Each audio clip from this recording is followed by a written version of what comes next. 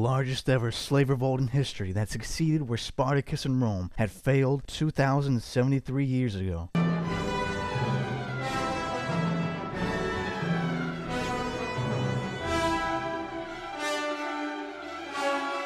Alright, now let's start with a nice exposition to this event. I'm going to start in 1492.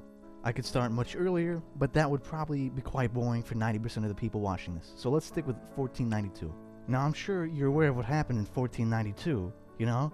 When Mr. Genocide himself, Christopher Columbus, landed what is now Haiti, you know, in the first voyage to the New World. Christopher Columbus would name the island Spanish Island. Not very creative. I mean, he wasn't really good at anything, let's just be honest. Which should be shortened into just Spanish, or in the Latin, Hispaniola, which is where we get the name for the island, Hispaniola. Fast forward a bit, in 1664, the French West India Company, which was created like 5 minutes ago, claimed the western half of the island, and Spain and France would eventually sign a treaty in 1697, officially making the western half under French control and naming it Saint-Domingue. Soon after, from encouragements of the French crown, planters started to grow tobacco, indigo, cotton, and cocoa. This began the large shipment of slaves to the island to work these plantations, but the population would really begin to grow when the crop that made this colony would become popular: sugar. By this time, Saint-Domingue would become the most profitable French colony by far, and one of the most bearing of any European colony at this time. This tiny island would account for almost the same amount of profit as the entire bulk of supplies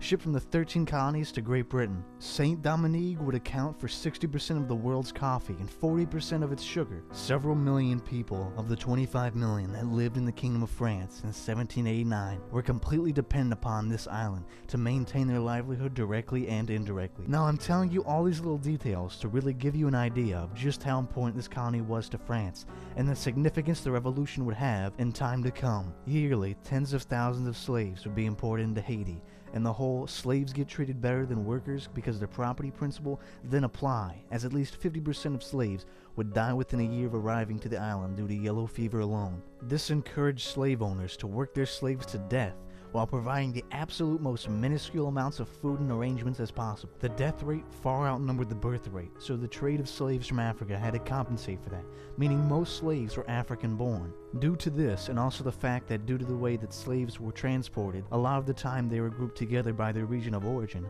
meant that slaves were able to maintain a lot of their language, religion, and culture. Now to give you an idea of the atmosphere, essentially nobody on this island got along. They all pretty much hated each other, every single group. The aristocratic wealthy whites and the poor whites despised each other. The whites from France saw the local-born whites as degenerates. Mulattoes hated blacks and envied the whites. Freed black slaves would abuse enslaved blacks who envied them. Local-born blacks saw African-born blacks as savages, etc. But keep something in mind that was very important, and that's that blacks outnumbered the colonists 10 to 1. And this is something the colonists were very well aware of, and it put them in a perpetual state of intense paranoia for obvious reasons. There were many who saw an impending revolution by the slaves in the future, one of the many signs of which was when the revolutionary French government passed legislation granting citizenship for the wealthy among free people of color in 1791. Which the colonial masters did not comply with nor recognize. In this year, yes, finally, we get to where the actual revolution starts. I know, this is kind of what it's been climaxing to the entire time, but here we go. On a late August night, many slaves who had accumulated influence in their respective plantations had organized together a voodoo ritual with their fellow slaves. Keep in mind that any practicing of voodoo was suppressed in Haiti, so this was an act of pure rebellion. The ritual was led by an escaped Jamaican Maroon leader and voodoo priest, Duty Boukman.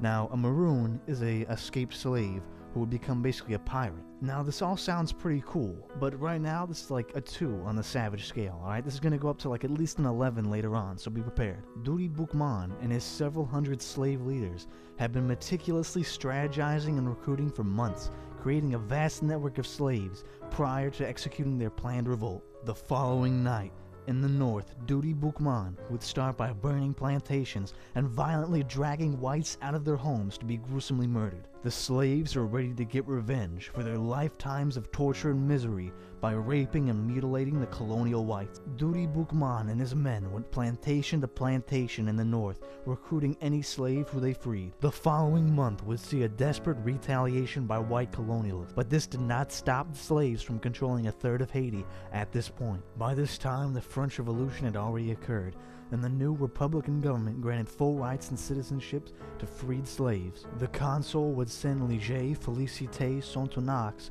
with 6,000 French troops to Haiti. He would free all the slaves of northern Saint-Domingue and later all of Haiti. Sonthonax was obviously not very liked by the white colonialists, but to him they were seen as royalists anyway, loyal to the previous French crown. In 1793, France would declare war on Great Britain, but Saint-Domingue's colonialists would declare their allegiance to Great Britain as they felt they would preserve slavery.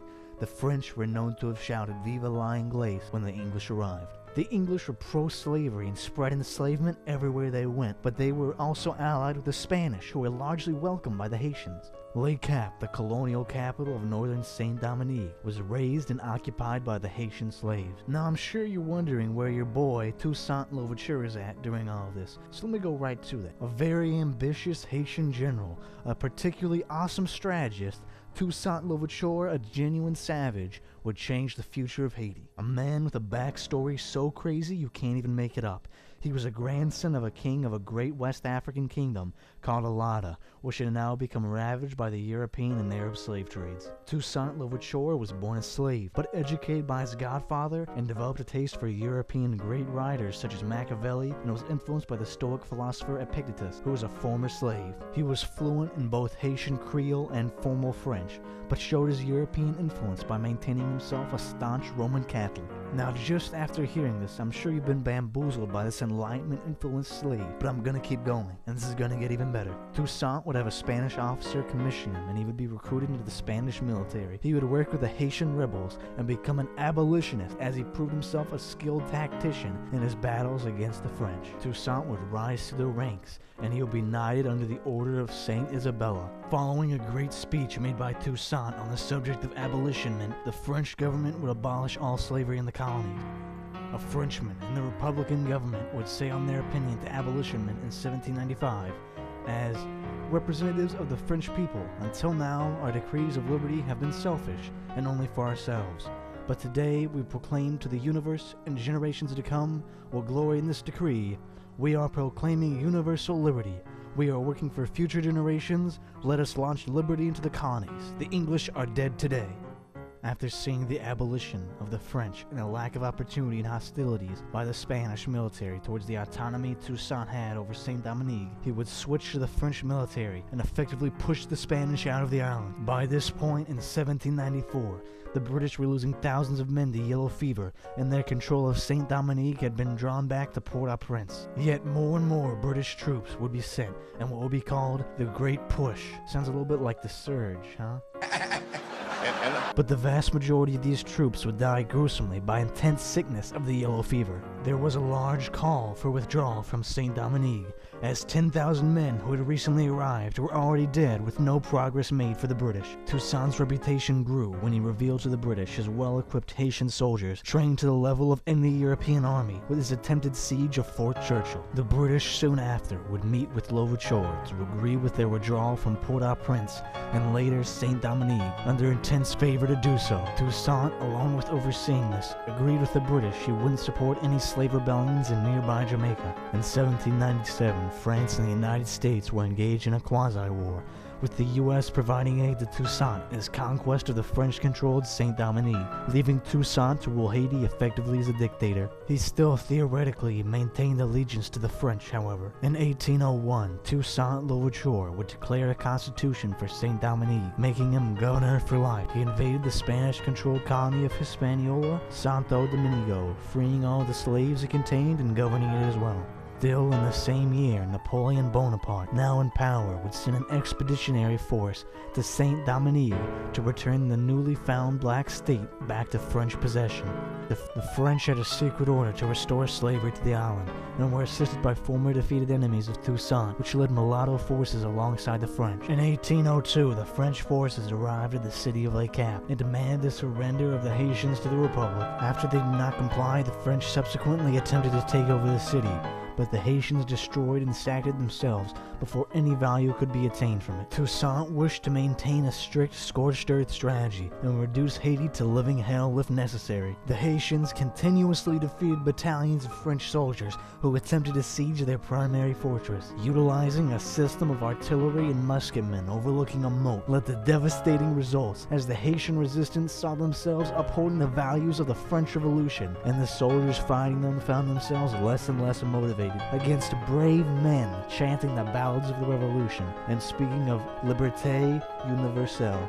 Eventually, though, Louverture agreed to surrender his men to the French armed forces in return for slavery not being reinstituted and his freedom. Toussaint, however, had been deceived into a trap, and he was shipped to France where he would be executed. A man worth 1,000 generals, dying like a common prisoner, ending this amazing saga of a life. Saint-Domingue was now under Napoleon's control, but the majority of French forces on the island were killed by yellow fever. You're starting to see a pattern here, I imagine. And the bulk of those remaining were Polish, many of whom defected to join the Haitian resistance. Now here's where you might get a little bit confused with all the new Haitian states that are about to come into place. So the first founding father, Toussaint Louverture, tried to create his independent Saint-Domingue state, which was captured by the French.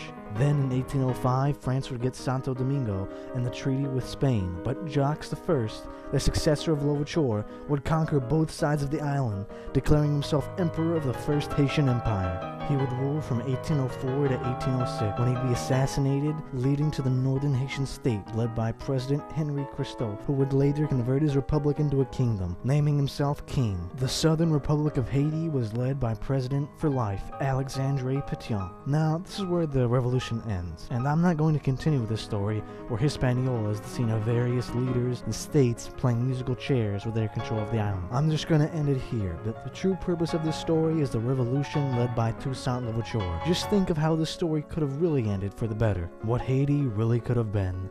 And I would encourage you, if you're interested, to look into what happened to Haiti after these events. Oh well.